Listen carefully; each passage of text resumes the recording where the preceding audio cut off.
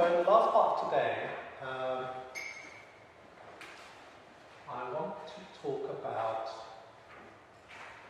an aspect of Patanjali's work, Patanjali's Yoga Sutras, that is most relevant to us as yoga teachers. And the section that is most relevant to us is in chapter 2. If you look at the sutras in chapter 2, you can see that it's in chapter 2 that they talk about yamas and niyamas. Can anyone remember what the yamas are? Ahimsa, which means non-violence. Satya, which means Trust. truth. It means truth. What else?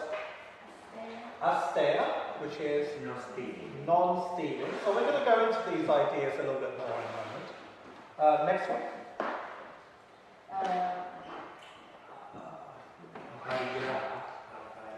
Aparigraha, which means bad thoughts. Non-grasping. non-grasping. Graha is grasp. So non-grasping. And there's one more. Social. No, that's niyamas. Niyama, yes. So the last one, brahmacharya. So all of these yamas, if you think about it, are the way we relate to other people. They're all about how we relate to other people. Are we going to steal from them? Are we going to grasp from them? Are we going to lie to them? That's how it's our social relationships. And our social relationships are really the lubricant of a healthy society. And the more we can observe these recommendations, you could say, in behaviour, the better the social relationships are, more harmonious they will be. So, of course, these observances are very similar to the kind of observances that we find in Buddhism, we find in Christianity, we find in Islam, we find in any of the religious texts that are giving guidelines, social guidelines for how people should behave. So it doesn't. From the point of view of yoga philosophy, it is not really about religious observances. It is about internal and external congruence. That the harmony that you create without, externally, can also create harmony from within, and therefore enable you to go deeper into your yoga. That's the key of Patanjali's Yoga Sutras, that everything revolves around the enlightenment from within, the internal process, that is expressed through the harmonization of how you relate to the environment, how you relate to the outside. So how you relate to yourself is related to the niyamas. What are the 5 niyamas? Saucha means? Purity, yes. Cleanliness, purity. Now, this is already a concept that we have visited in Ayurveda. Because in Ayurveda they talk about, and also in the Hatha Yoga Pradipika, they talk about the process of purification. So there is this idea of not just keeping the body clean, but also doing practices that can purify the physical body by increasing the Agni, the digestive fire, by doing postures, and eating in a certain way and living in a certain way. You can kindle the metabolic fire, which keeps the body robust and maintains a certain level of purity in the tissues. so they're not contaminated by armor or toxins. And then we have the more subtle aspect of purification, which is the cleansing of the meridians, the nadis. Also the shrotas they talk about in Ayurveda, the channels. The channels of the mind, the channels of the tissues, the channels of the body, and the channels of prana that flow through. So this level of saucha, if you like, of purification, relates to all of these things. Any more niyamas you can think of?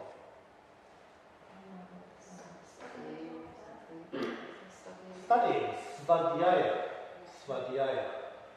Self-study, that means sva is the self, so svadhyaya is the study of the self, but it's also related to the study of classical scriptures.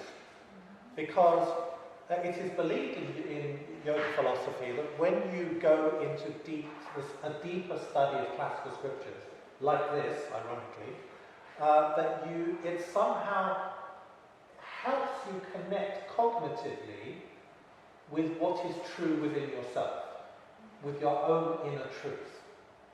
So it's not just about the psychological patterns that we are becoming aware of as we move into the age of psychological awareness, where everybody has a sense of the patterns that they live by, but it's also to do with having an inkling, having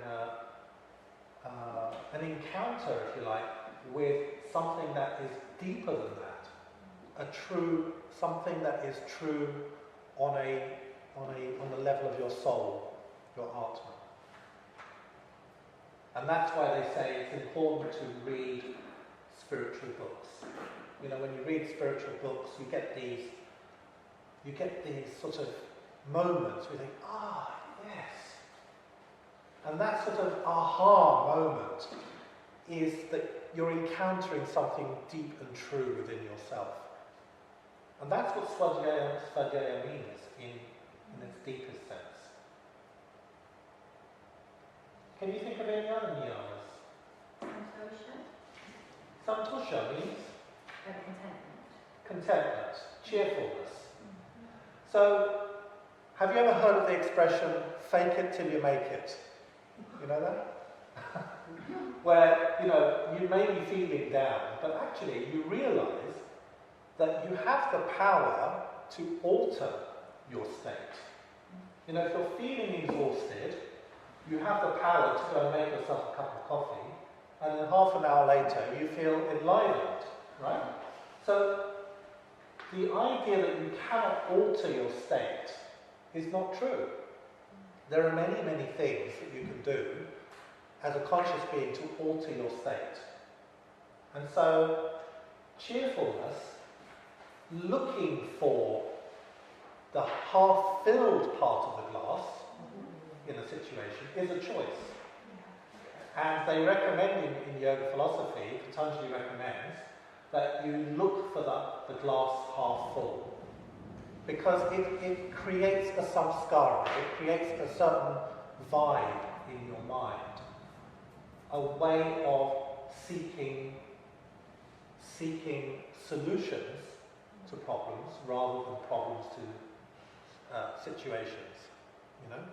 It's looking for outcomes that can move you forwards, that can give you a greater sense of wellness from within yourself. And this increases the sattvic energy, the sattva, the clarity, the internal harmony and balance that arises from the soul, in fact, from the atma. Can you think of any more? Tapas, exactly. And we know that we know what we mean by tapas, even though we might be thinking about the Costa Brava. We know what we mean by tapas. So tapas is to do. Actually, the word tapas means heat. And it's the heat that comes from creating a kind of an austerity. Like when you are preparing for a marathon, you put up the heat in your life, literally. You go and you get out, you train every day, you get fitter and stronger, and it's not comfortable, but you have a goal, you know? And this intention to create a certain austere environment to be able to progress spiritually is a very common strategy in yoga. Because too much comfort does not bring you any greater clarity. It can bring you darkness. Too much comfort can bring you darkness, which means, the word for darkness, anyone know? Tamas. So when they say tamasic, they mean that you're steeped in too much darkness.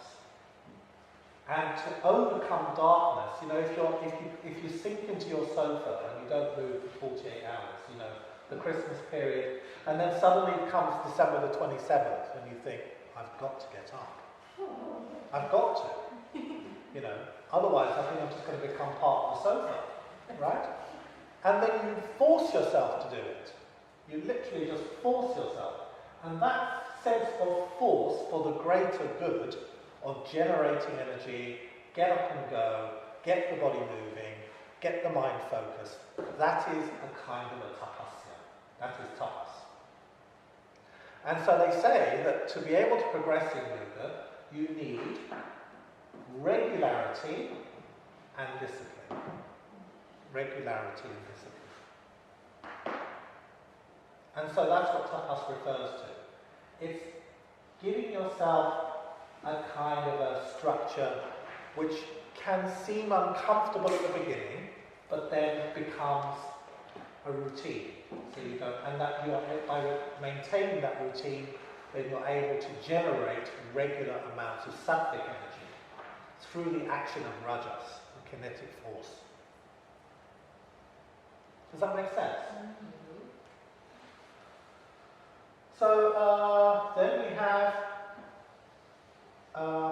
Ishvara Pranidhana, which is recognizing that this is really a kind of a result, if you like, of making yourself receptive to a higher reality.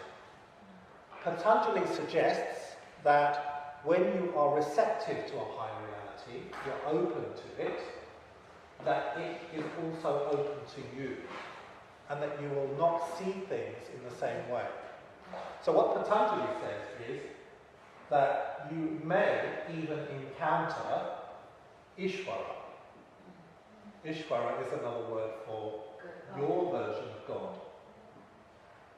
You may have a divine encounter because you are consciously making yourself receptive to it.